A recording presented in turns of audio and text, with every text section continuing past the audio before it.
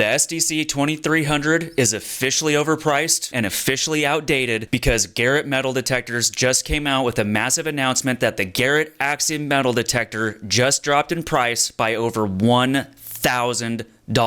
And from personal experience, I can confidently say that the Garrett Axiom is now the best gold detector you can get under $2,000. Now, to be clear, I am not getting paid by anyone to say the things that I'm saying. And as I've mentioned, I have hundreds of hours on each of these machines, so keep in mind that these opinions are from someone who's used both of these machines extensively. Now, in just a second, we're going to go out into the field and compare both of these machines so that you can decide which one is best for you. But the main takeaways are that Minelab just increased the price of the SDC 2300 by $100. Axiom just reduced the price of the Axiom Lite by over $1,000. And now the question is, are the features that the SDC 2300 has worth $1,400 more than the Axiom Lite? Let's get into it. Hey everybody, and welcome back to the channel. If this is your first time visiting, my name is Matt and I hope you're having a great day. I know that I am, because in this video we are going to be comparing the Minelab SDC 2300 against the Garrett Axiom. Now, the Minelab SDC 2300 is pretty much known as the entry-level pulse induction metal detector strictly dedicated to finding gold. On the other hand, we have the Garrett Axiom, which is pretty much considered the new kid on the block as far as pulse induction gold detectors go. So in today's video, I'm going to be going over some of the main features for each of these machines, but what we're also going to do is take varying sizes of gold and bury them at different depths to see how each of these machines hears the target, and maybe a machine will hear the target just fine and maybe another one won't hear it at all. So that's the comparison that we're going to be doing today. And in this video, we're only going to be using the 11-inch monocoil on the Garrett Axiom so that we're getting the closest comparison, because the SDC 2300 has a monocoil built in. A couple of the things that make this a really great machine are that you really just need to turn it on and it's ready to go. It has really good automatic ground balancing, and really all you need to do is adjust the sensitivity setting here depending on the type of ground that you're working in. Most people just run this thing totally maxed out, and in my experience that has been fine, but you might end up in a really heavily mineralized area where you might need to dial this back. One of the other really great things about the SDC 2300 is that it's really easy to fold up. So just like that, this thing is folded up, and this can easily slip into a backpack. If you have a long hike where you need to get out to a place that you're metal detecting, it's really nice to just be able to throw this in your backpack. It makes it a lot easier for hiking, and that's a really big plus on this machine. A couple other things I like about the 2300 is that it's waterproof, which is really great, and it has a really long battery life. This will go for a couple days at least without having to change the batteries, and if you have to, you can swap out the batteries out in the field. Another thing to keep in mind about the 2300 though is that it has its own special headphone jack here, so you'd have to get an adapter if you wanted to use a headphone with a 1/8 or 1/4 inch jack. One more thing I want to comment on about the 2300 is this machine's actually pretty heavy. This big box right here weighs quite a bit, where all the controls are. So it can be a little tiring after a full day. Your biceps and your arms will get pretty tired. And this is definitely heavier than the Axiom and quite a few other machines that are out on the market. So moving on to the Garrett Axiom, what I really like about this right out the gate is how light it is. This machine is super light. You can swing this thing all day long and you really won't get that tired, unless you have like the 16-inch coil on it, in which case it's going to get heavy. Any metal detector is going to be heavy once you put a really big coil on the end of it. It's a really small form. It's really sleek, which I really like. And it doesn't fold up like the 2300, but you can collapse it down pretty short. So I'll show you what that looks like.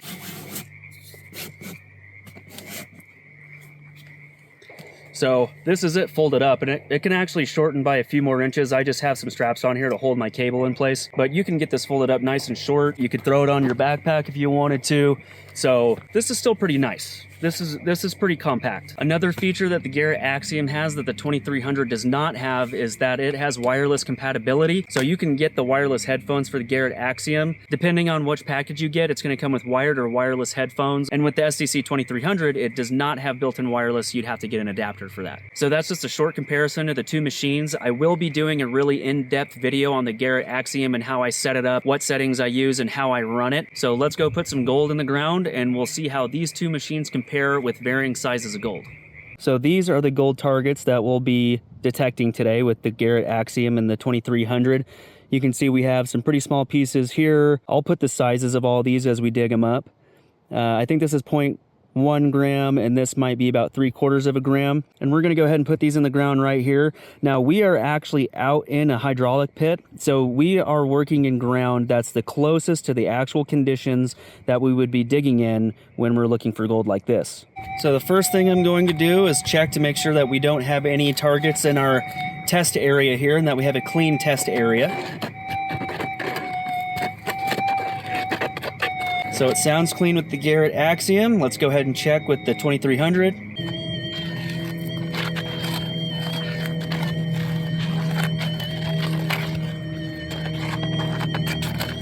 Okay, and no targets with the 2300 either. And our first test target is going to be this piece of gold right here. I'll go ahead and put the weight of this piece on the screen, but you can see that it's a pretty round, chunky piece. Let's put it in the ground and see how it sounds on these machines.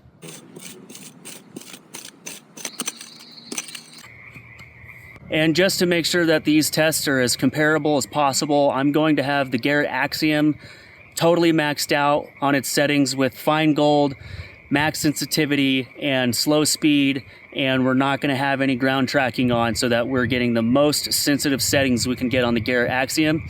And on the 2300, I'll just have the sensitivity turned up all the way to 5. Okay, so this hole is 5 inches deep. Let's go ahead and put this target down in here, and we're going to fill it back up. And I'll make sure to pack it down, try and get it as close to natural conditions as we can get it.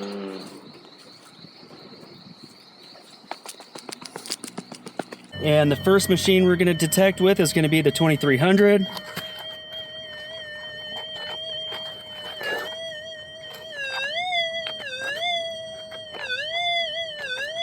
So the 2300 here's that target very clearly.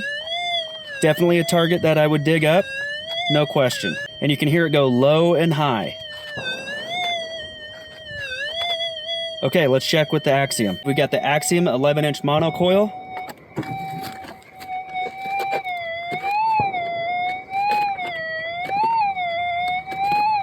All right, that hears it very clearly. It's a nice high-low tone.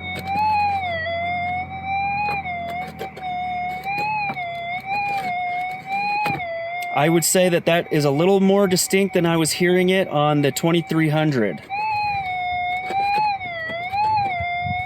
So what I'd like to do now is go ahead and bury this target a little bit deeper. I want to get to the point to where one of these machines or both of these machines can just barely hear this target. Okay, so the hole is about 7 inches deep now. I've got the same target in here. Let's see if that changes how this sounds on both of these machines.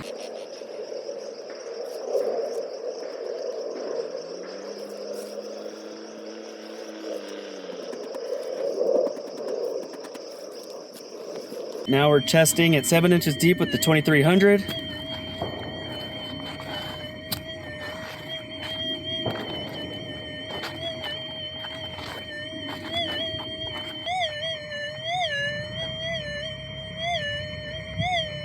Okay, so it sounds like I accidentally may have dug something up. So why don't we go ahead and see what this is before we test our target. So this is what it sounds like on the Minelab 2300, whatever this target is. Let's see what it sounds like on the Axiom. So this is what it sounds like on the Axiom. So let's see if we can find out what this is.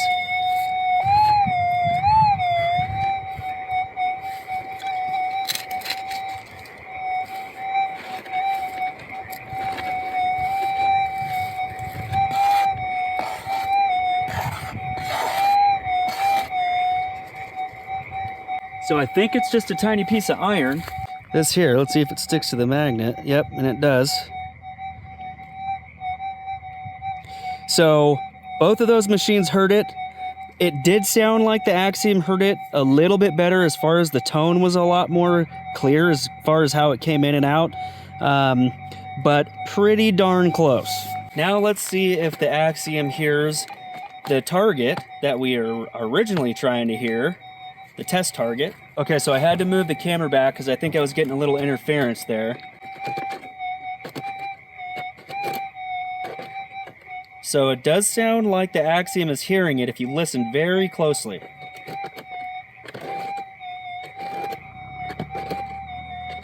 So you can hear it go high-low.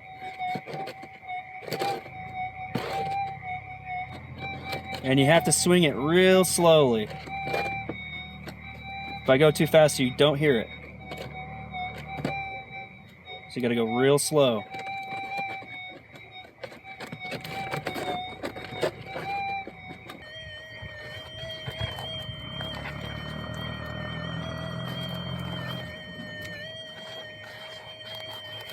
Yeah, all I'm hearing is just the normal fluctuation in a threshold.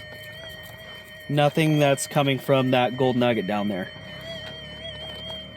So for this piece of gold right here, it does seem like the Garrett Axiom is just getting a slightly bit more depth than the 2300. Again, you have to swing the coil very slowly to hear it, but the Axiom does hear it, where it seems like the 2300 is not hearing that target. Our next target is going to be this piece here. It looks like it's about roughly half the size of that last piece, and I'll go ahead and put weight right here on the screen.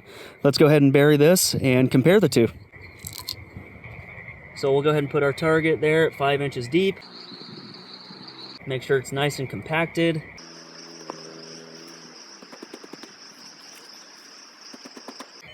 Okay, now we're checking with the 2300.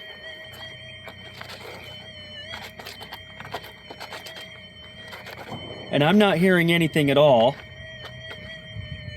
Just a regular fluctuation in the threshold.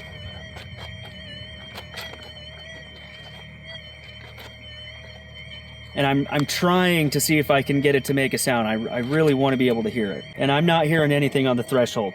So let's go ahead and see how the Axiom does.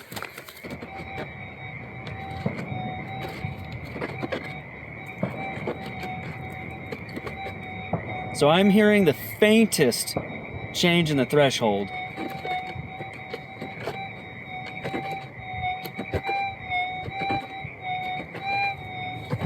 And it's actually getting louder now. So I would chase that target.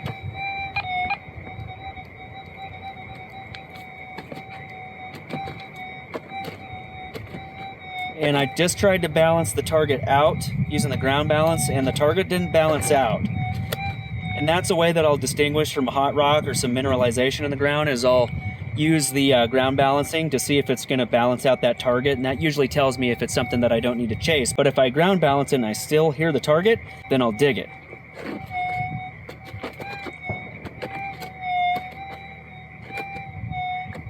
Okay, so once again, the Garrett Axiom is hearing a signal at a depth that the 2300 did not. So let's go ahead and get our third target. And our third target is going to be this little piece right here. Now, I actually found this piece with the Axiom. This might actually be the very first piece that I ever found with the Axiom right here. So I'll go ahead and put the weight on the screen here, and we'll bury it, and we'll again compare the two machines.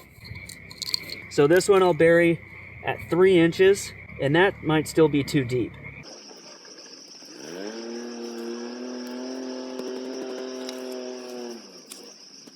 Okay, we had that target buried at 3 inches. Let's see if the 2300 hears it.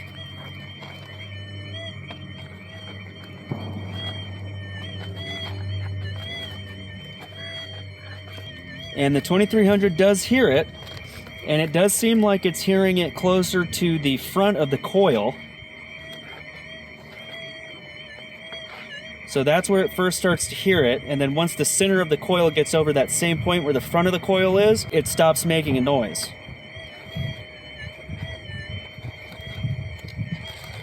So right there, you can't really hear it. And then I'll back the coil up,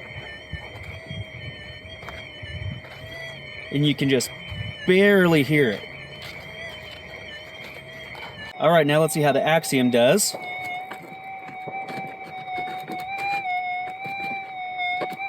All right, and right away we are hearing the target.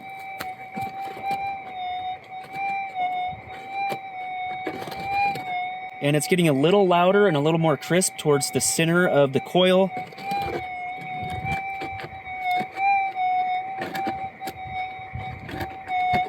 And right away I'm noticing that we're actually hearing this target all the way from the front of the coil all the way to the back, which is a little bit different than what we were seeing on the 2300.